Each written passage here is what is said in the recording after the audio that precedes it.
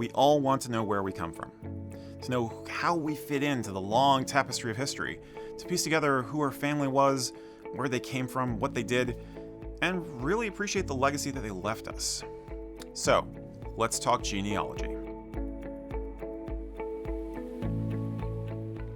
One part science and one part art, genealogy is the key to unraveling those mysteries. It can feel like a great adventure as you trace your roots back.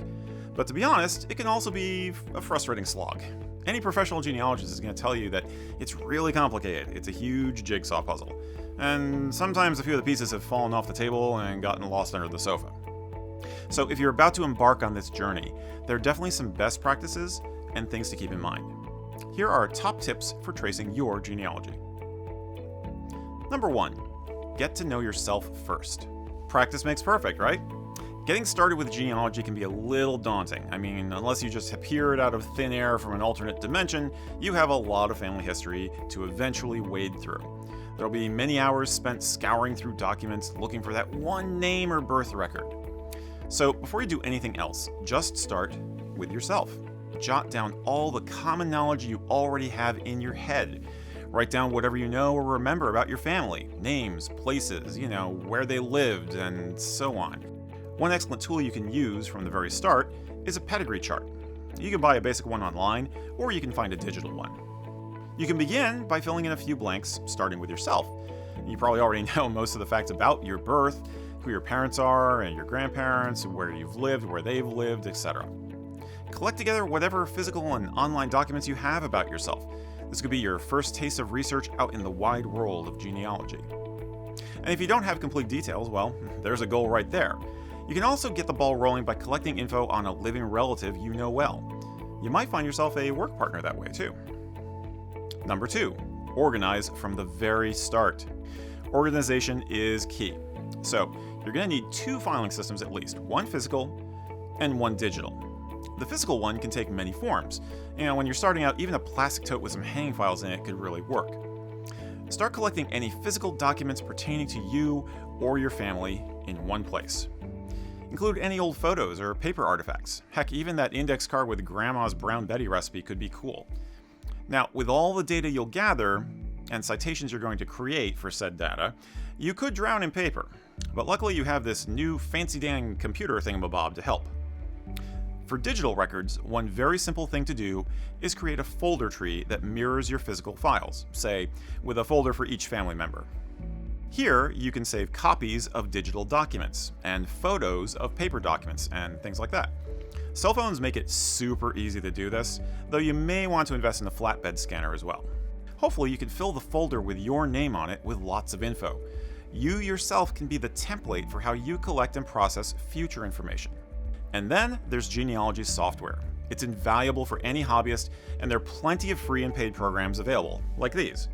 Your choice of software is up to you, but we highly recommend you select one from the very start. So that's the 3-legged stool, if you will, of genealogy: physical files, a personal local data collection, and a software tool to process and display your data. The best part of having all 3 is it's easy to drop your research and pick it back up again later after you've taken a break. Number 3, set realistic goals. A person could spend their whole life researching their genealogy. There are tons of different facets to explore. Often the research started by one person is in fact continued by another. We have one friend who's been doing genealogy with his dad for over 15 years now. So you might feel overwhelmed, and rabbit holes are definitely going to happen. To avoid burnout, most professionals recommend setting an easy goal at the beginning. Something achievable that can help you set a good sustainable pace for the rest of your journey. Now, achieving this goal and seeing the results will really boost your confidence. Try to imagine some concrete desires for the project and write them down. For instance, one classic strategy is very simple. Choose a single person or a single family line and follow it back to a certain date. And if you happen to uncover information about other ancestors along the way, that's fine, but try to set those aside so they do not become distractions. Make a note in a tickler file of some kind to come back to it later. Having a clear goal like this will really help you manage your time. Number 4, talk to your family. One of the most fun and productive steps you can take is to gather information from your relatives. Interview everyone you think might have information useful to your research. Where possible, Ask different people about the same fact or stories. That way you may end up with added details or different versions that you can then corroborate or disprove. And sometimes a little detail someone shares now will be the key to resolving a roadblock later. Now, before you drive out to grandma's house, prepare for yourself a master questionnaire. This is a list of basic questions you want to ask each and every interviewee to keep things consistent. For example, you want to know the precise names of family members, especially full names if they went by a nickname or the spelling ever changed. Remember that standardized spelling is a pretty recent thing. You've probably heard how a lot of immigrants had their names changed at Ellis Island, for instance. Another important line of questioning is clarifying dates of events and locations, like where people got married and when. The answers you will get will direct your search into public records. The more information you can gather during this stage, the faster you can start peeling back the layers further and further into your family line. As far as the interviews themselves go, you'll get the best results from talking in person. A video call or a phone call will do, but don't settle for email. You really want that spontaneous interaction that triggers memories and ideas. Carefully record each of the interviews, by the way. Use an audio recorder and take notes with a pen and paper. As with everything else, after you're done, keep these files organized for future reference. Of course, it doesn't have to be all business. We encourage you to record oral stories that your family members have. Each story can be integral to understanding the relationships between your relatives. Stories can lead to new facts and give context to records you found earlier. And of course, you might also encounter, let's call them mistruths, told by your relatives that create discrepancies with some of your official records you find. We all know how old stories just get better with time, right? Remember, genealogy is more than figuring out people's names and dates. Where possible, it's about recording who those people really were. Number 5, validate and cross-reference. Of course, you'll go through a lot of data while researching, but not all of it will be good. Historically, record keeping has been more of an art than a science until the modern age. Records are rife with human error as a result. For instance, the US Census used to rely heavily on people just being at home when they came. It's not uncommon to find people's ages incorrect or changing dramatically between census years. Another issue is handwriting.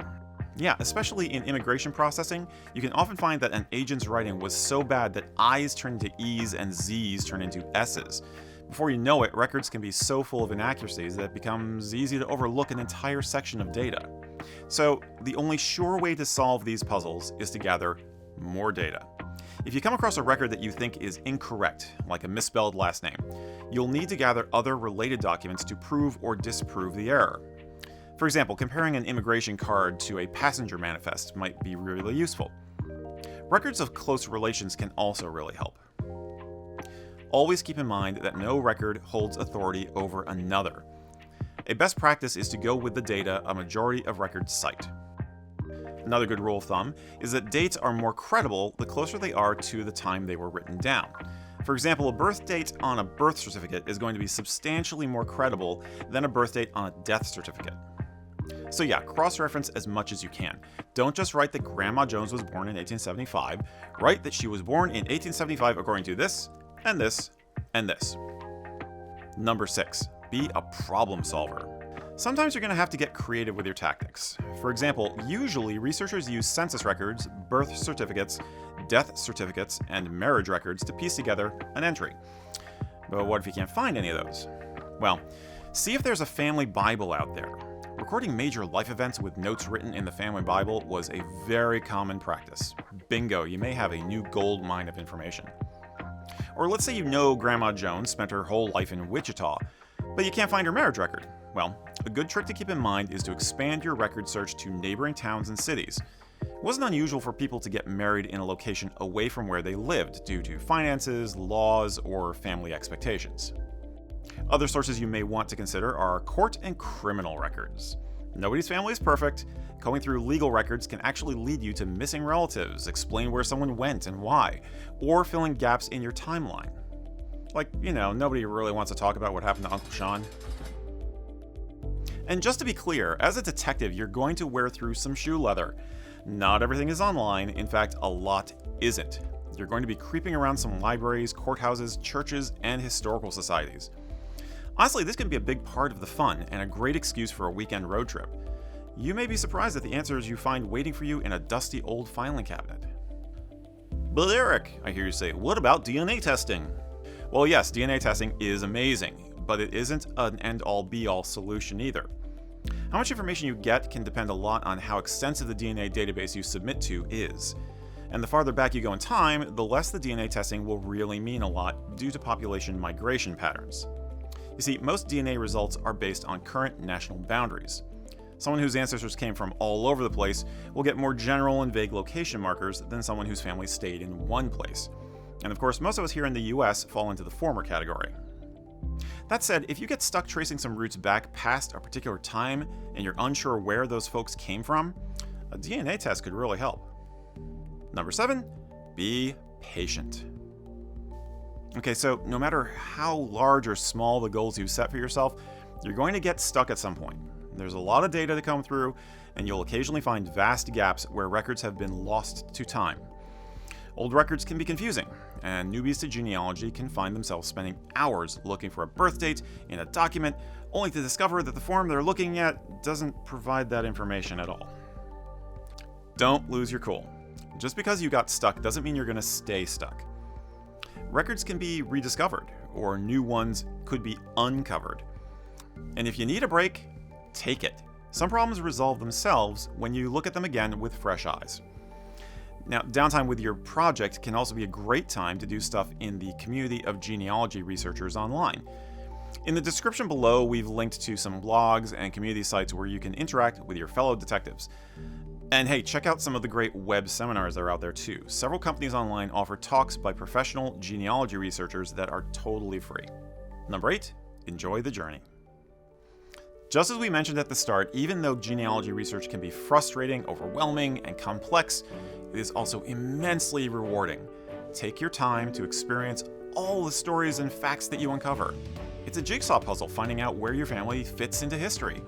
No, you may not discover that you hail from historical heroes or martyrs from ancient times, but remember that in all of the world, your family is unique, and so are their stories.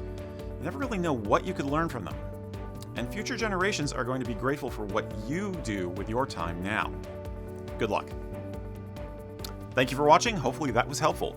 Obviously, genealogy is a huge hobby. It's a whole science, and it's fascinating and a lot of fun, and we just scratched the surface. If you do genealogy for your family, tell us in the comments what you like best and what you found most frustrating and what solutions worked for you. Remember, we have some help in the description below. And in the meantime, check out our other videos over here on historical topics and Celtic culture. Might inspire you to do some more genealogy.